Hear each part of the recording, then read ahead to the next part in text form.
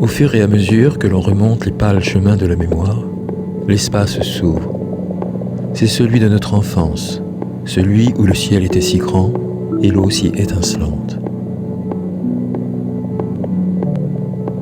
Il fallait aller vérifier si tout ce monde existait bien encore et ne s'était pas effondré comme le reste.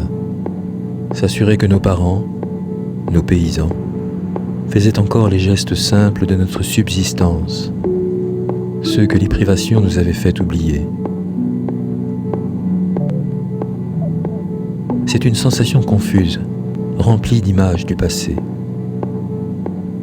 Pour certains, ceux des villes, ce sentiment s'appelle la campagne et évoque les chemins longeant les champs de blé, la chaleur blanchâtre des mois d'été ou le silence animal des cours de ferme, le vrombissement des mouches, le caquettement hésitant des poules, le long bâillement du chien, et l'hiver, le souffle des bêtes retenues dans l'obscurité des étables.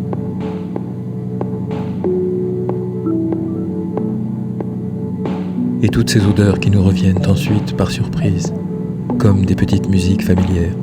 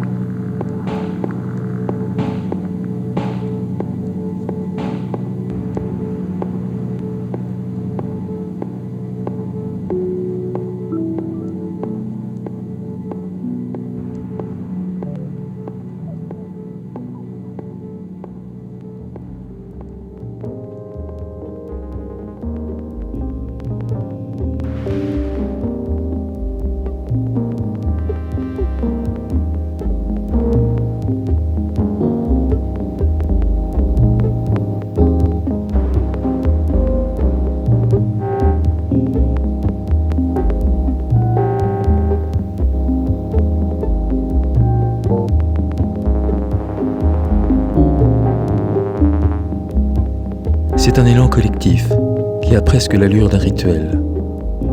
À pied, à vélo, en voiture, en bande, en famille, les gens déferlent dans la campagne. Le Front populaire et les premiers congés payés ne sont pas si loin. Ils pique-niquent, s'amusent et respirent le vent de la liberté avec la même joie et une fantaisie qui s'improvise naïvement devant les caméras amateurs.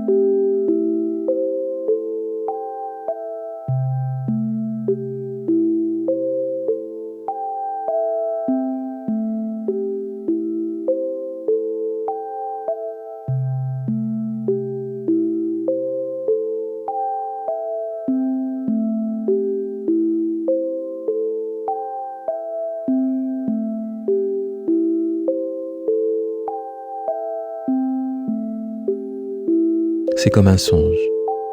Un air nouveau et entêtant. Une mélodie du bonheur qui trouve son objet dans les vitrines des magasins. Il y a pour une grande majorité de gens une coïncidence, peut-être unique dans l'histoire, entre un rêve et sa matérialisation.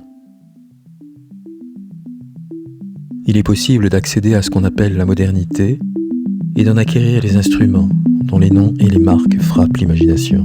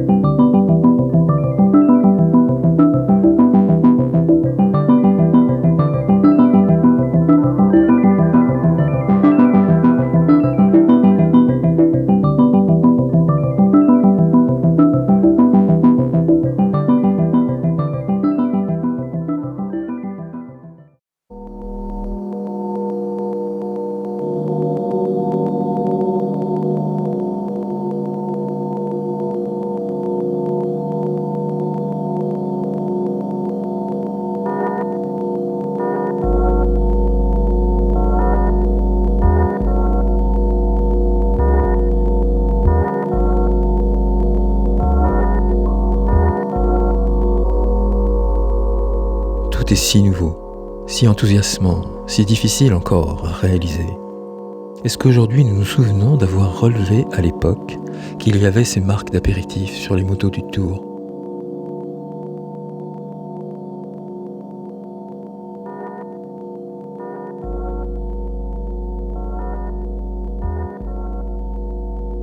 Un nouveau style de vie s'invente et s'invite dans chaque foyer. Les fêtes, les vacances ou les voyages deviennent des loisirs de masse. Tout le monde fait la même chose, mais séparément. Et la campagne, on l'avait oubliée. Elle ressurgit au hasard d'un voyage. On la filme, elle est le pittoresque. Elle revient d'un ailleurs teinté d'exotisme.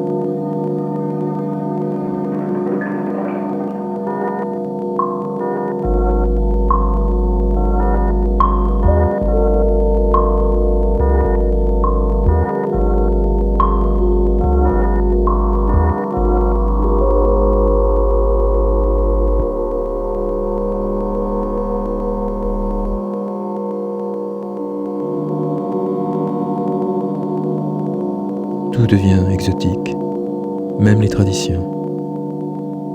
Les petites filles fleurs rendent hommage aux elfes de la forêt. La vie dans les bois, en soquettes blanches et jupes corolle, est une version tendre et perdue du mythe de la nature, inspiré de romantisme tardif, loin de l'extase poétique des anciens. mais que les adultes espèrent retrouver à travers la grâce et la maladresse naturelle de l'enfance.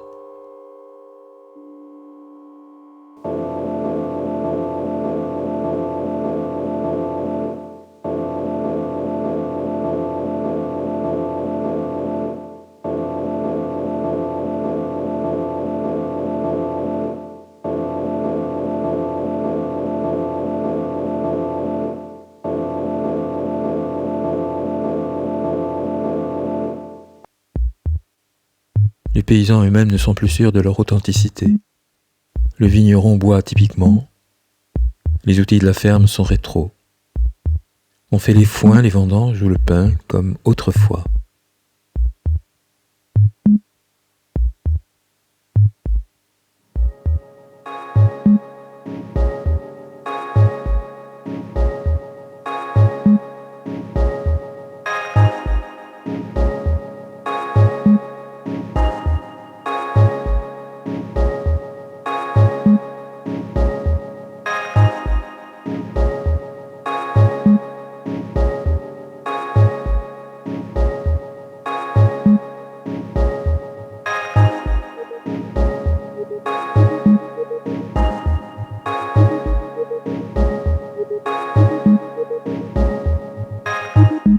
Reste le sentiment d'une nostalgie diffuse, flottant dans les rêves lointains de notre enfance.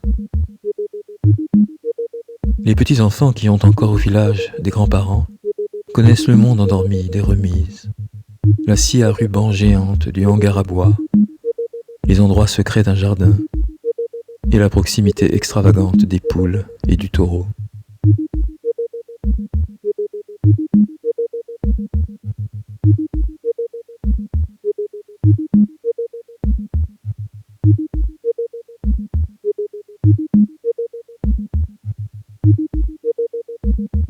Pour les autres, c'est la balade du dimanche. Mais sous ses apparences anodines, et parfois à l'insu des grands, c'est l'éveil du regard et l'expérience du poème.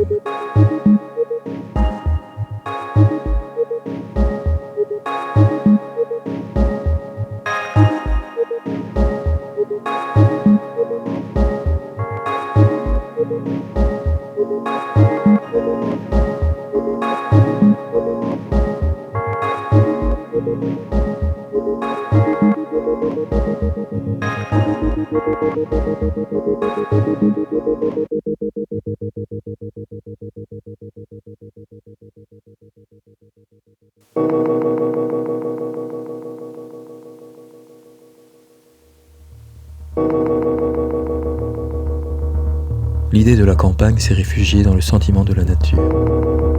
Une nature merveilleuse et fantasmagorique.